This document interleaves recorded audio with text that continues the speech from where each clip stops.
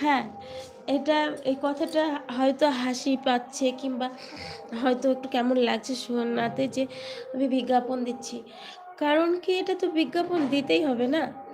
কারণ মানে আমি যে লাইভ করতে এসেছি, আমি কেন এসেছি লাইভ করতে? আমি আমার চ্যানেলটার বিজ্ঞাপন দেওয়ার জন্যই কিন্তু আমি লাইভ করতে এসেছি। যাতে আমার বন্ধুরা আমার ভিডিও দেখে, আমার বন্ধুরা আমার ভিডিওতে লাইক করে, কমেন্ট করে।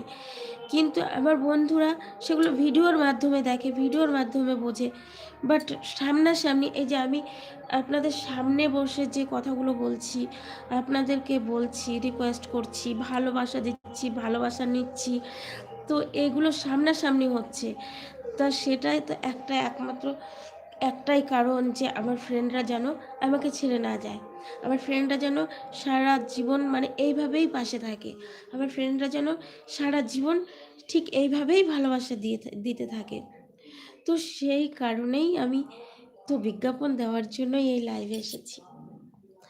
এটা এটা কথাটা কিন্তু একটুও ভুল নয় যে আমি বিজ্ঞাপন দিচ্ছি প্রকাশিত হওয়ার জন্য।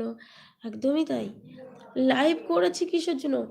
এটা তো সোশ্যাল মিডিয়া। এটা তো একজন পার্সোনাল কোনো ব্যক্তির সঙ্গে ভিডিও কল নয় যে একজনের সঙ্গে কথা বলছি আমি।